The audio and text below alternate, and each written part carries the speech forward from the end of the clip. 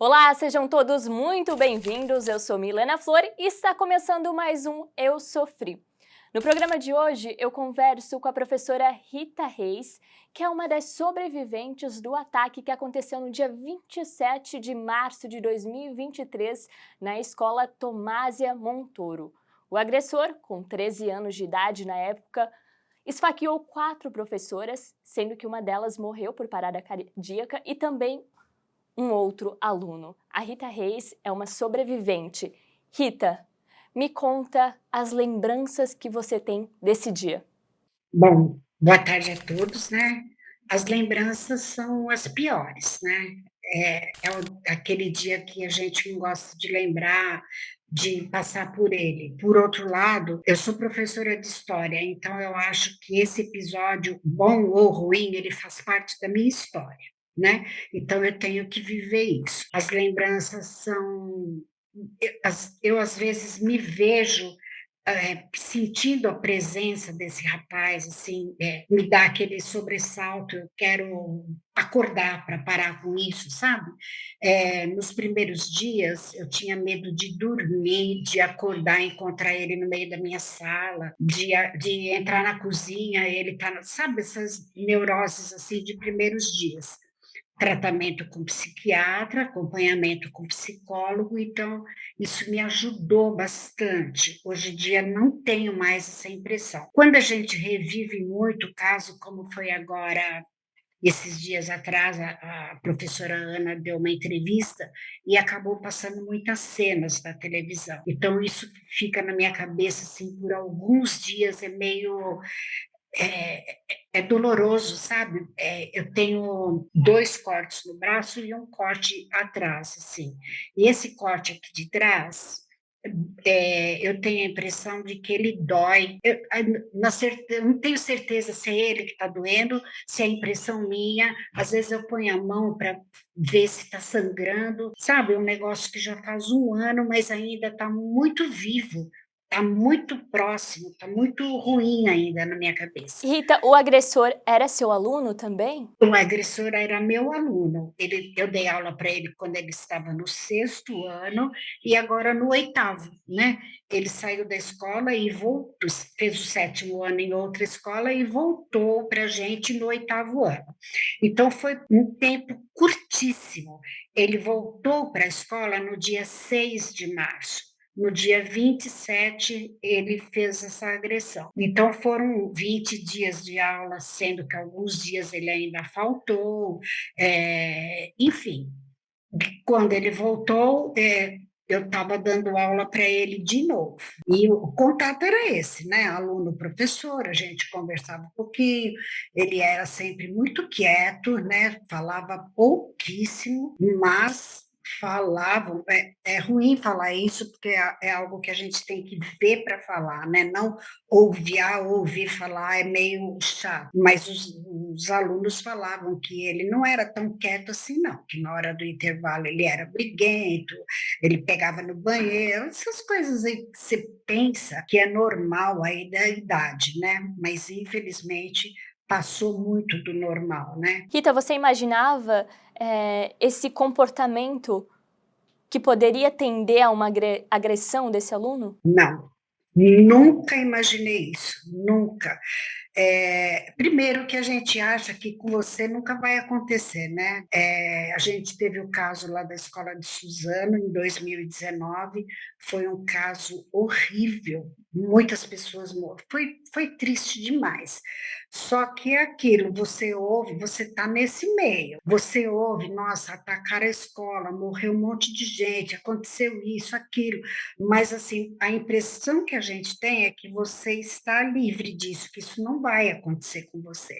Você lamenta, obviamente, pelos professores, pelos alunos que perderam a vida, você lamenta por tudo, mas com o tempo você vai esquecendo. Aí, quando é com você, a realidade é muito diferente, é muito. Eu nunca me imaginei passando por isso, assim. Eu sou muito contrária à agressão, a falar alto, a briga de uma maneira geral. Eu sou muito medrosa, eu acho, assim, medrosa mesmo.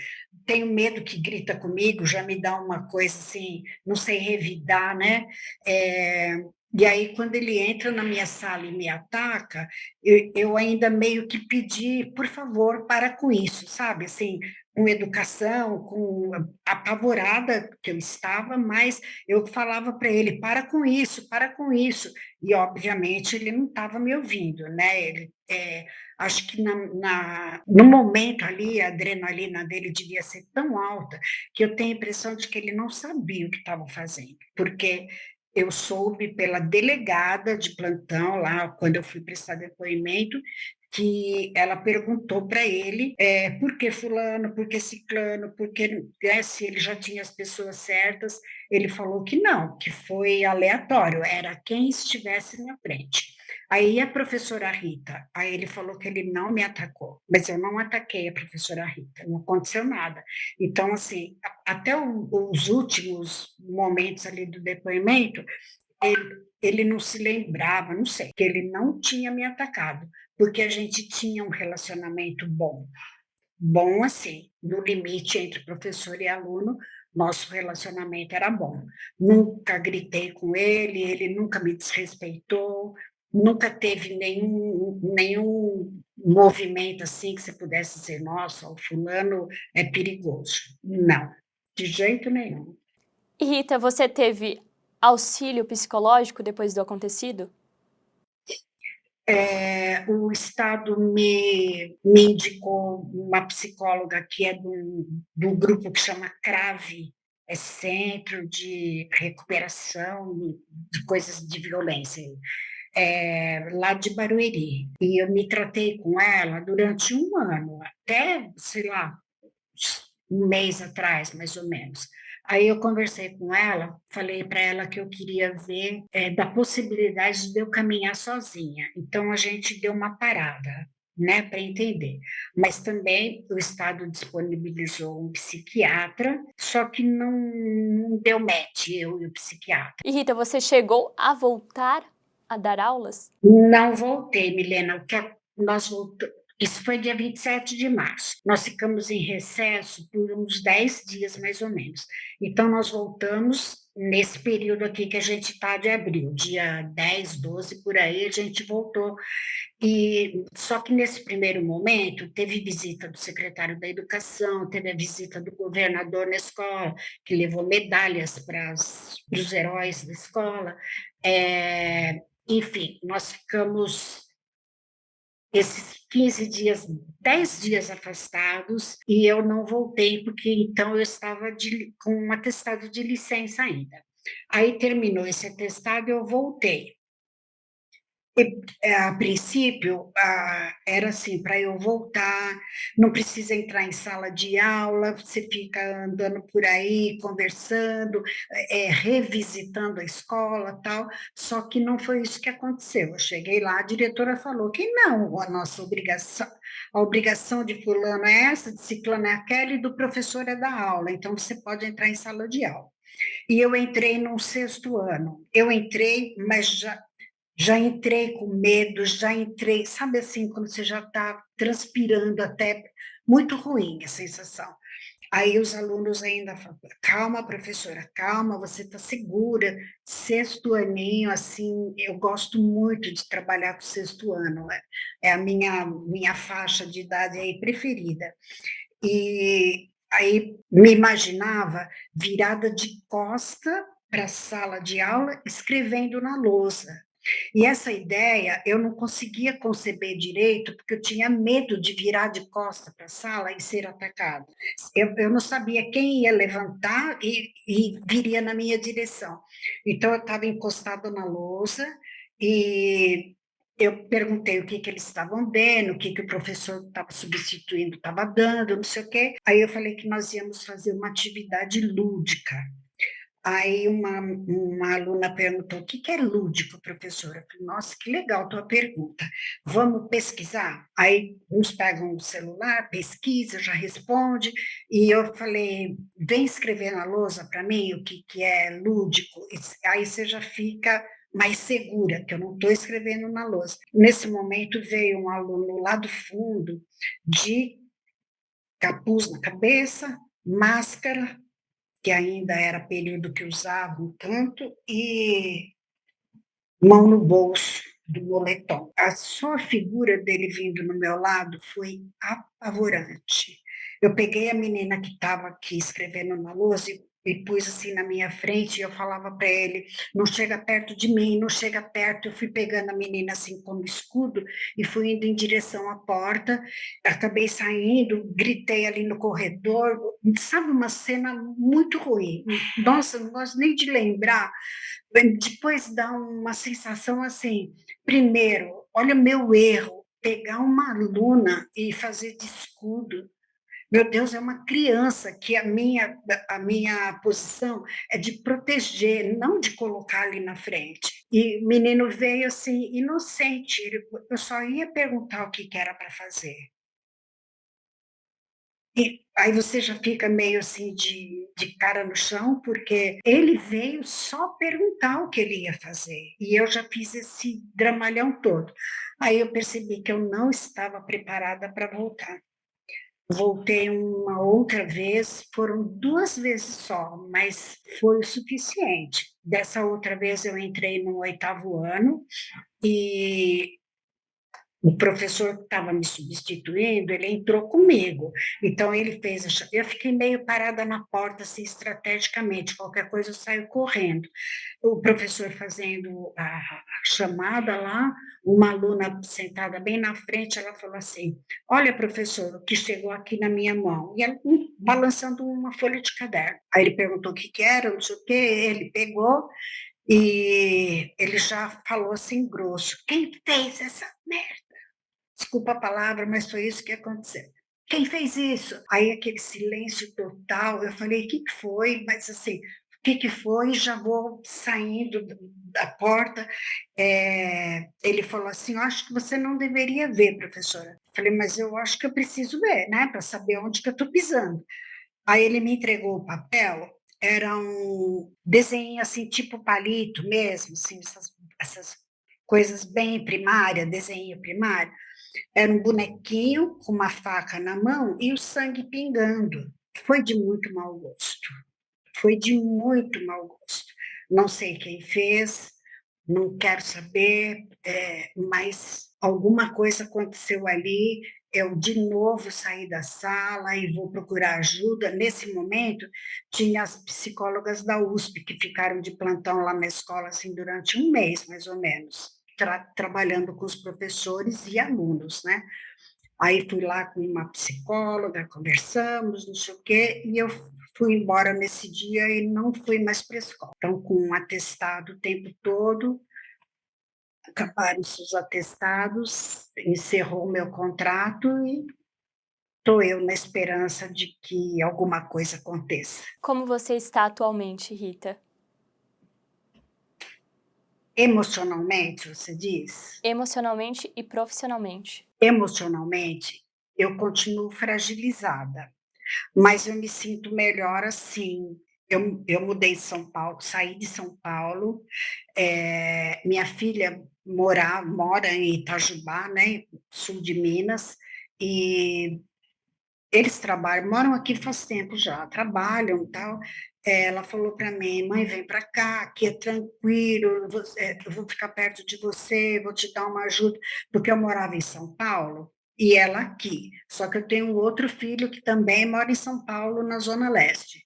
Mas, assim, eu estava em Osasco, um em Minas, outro lá na Zona Leste, nada é tão perto assim. Mas eu estava na minha casa, no meu lugar, num condomínio que fazia mais de 10 anos que eu morava lá, enfim, mudei para cá. Quando começaram as aulas agora em fevereiro, para ir da minha casa até o centro, é uma rampinha, né? Eu ia descendo essa rampinha, no sentido contrário, vinha subindo 3, 4 alunos, não sei, jovens, né? Que eles falam alto, dão risada na rua, assim, é o jeito deles. E aquilo me congelou. Eu parei ali no meio da rua, eu procurei um lugar para eu entrar até eles passarem, porque na minha cabeça eles estavam vindo para cima de mim. Então, eu vejo que é muito fruto do meu medo ainda, fruto da minha imaginação, mas, assim, eu estabilizada emocionalmente não estou, não. E financeiramente é outro, tá difícil, porque sou aposentada do INSS, salário mínimo, né? Hoje em dia você não vive com salário mínimo. Se você pagar as coisinhas básicas aí, luz, água, condomínio, a internet e fazer uma compra para tua casa, você ficou devendo, não dá mais. Então, R$ 1.000 não dá para você fazer nada. Então, eu acabei assim abrindo mão de pequenas coisas que eu fazia sempre. Eu não faço mais a unha, não corto mais o cabelo. Algumas, sabe, às vezes eu pego uma tesoura e dou uma cortadinha aqui porque achei que tá feio, não sei, enfim. As coisas bobas, mas que faz bem para sua autoestima. Não consigo fazer mais. Você chegou a receber alguma indenização por dano? Por nada, Milena, nada. Está em processo. Toda vez que o juiz determina alguma coisa, o Estado entra com recurso, o juiz determina pagamento para daqui a 48 horas, o Estado espera chegar lá nas 47 horas, manda um recurso, o juiz manda pagar em 5 dias, o Estado entra com recurso. Então, isso já vem vindo desde junho, julho do ano passado, quando abrimos esse processo. O que nós estamos pedindo é uma indenização, porque é impressionante, mas eu estava trabalhando, eu estava cumprindo o meu dever de cidadã e cidadã paulista, sabe? Eu dentro da sala de aula, entrou um rapaz e me agrediu, parou São Paulo, no São Paulo inteiro, Brasil inteiro viu essa matéria e hoje em dia eu não tenho nenhum respaldo, nada. Então todo mundo sabe o que aconteceu comigo. Se eu quiser ter alguma fonte de renda, obviamente eu vou ter que ir trabalhar. E hoje em dia eu me vejo meio assim. Eu tenho 68 anos, tá? Onde que eu vou arrumar emprego? Do quê? O que que eu vou fazer? Sala de aula, hoje em dia eu tenho medo. Pode ser que daqui a um ano esteja ok, mas hoje eu tenho medo. Se eu tenho medo do jovem no meio da rua, imagina 30 deles reunidos numa sala só. Eu vou trabalhar no comércio? Não. Você acha que o empregador vai me dar emprego, uma mulher de 68 anos, para vender na loja dele? Não. Eles querem uma moça novinha, bonitinha, que chame atenção na loja. Ah, mas tem o fator, eu estudei, eu tenho um nível aí de entendimento, tal, tal, tal. Isso não conta. Infelizmente, isso não conta mais. Já foi o tempo que você colocava no seu currículo, tem o grau superior completo, e você era valorizada por isso. E Rita, até sobre esse olhar, é obrigação do Estado garantir a segurança dos professores. No dia do ocorrido, você se sentiu segura? Você teve proteção? Nenhuma, Milena, nenhuma. Eu me lembro bem assim da hora que ele entrou na minha sala, que ele me atacou. Tem umas coisas que a tua mente apaga, porque não sei por quê, né? Eu não sei como eu saí da sala, mas eu entrei na sala ao lado, eu bati na porta, a professora abriu, ela me acolheu e fiquei sentada lá esperando dar uma acalmada para eu ser socorrida, porque até então uma aluna arrancou, ela estava de moletom, ela tirou o moletom dela e enrolou no meu braço. Eu levei 2 facadas no braço, cada uma com 10 pontos. E nas costas também foram 10 pontos. Então, total de 30, e eu tive que fazer uma tomografia para ver se a das costas não tinha atingido o pulmão. Onde eu fui bem acolhida. Primeiro, chegaram as ambulâncias, o resgate, não sei o quê. A Beth foi numa ambulância, a Ana foi em outra ambulância, porque elas estavam num estado bem mais grave, assim. A Ana, ela foi muito esfaqueada, muito. Se eu não me engano, 17 facadas, uma coisa assim. E não que a minha dor fosse menor, mas visivelmente eu estava melhor. Quando eu fui para o hospital da USP, fui numa viatura, não foi nem ambulância, foi numa viatura. Então, foi tudo rápido, me levaram, o atendimento da USP, olha, vou te falar, foi de primeira, foi muito bom, o acolhimento, o carinho que te tratam.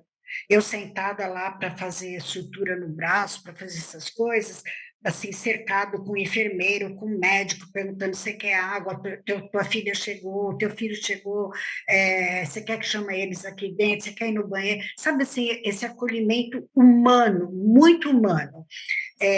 Agora, falar que na escola teve alguma segurança, algum acolhimento?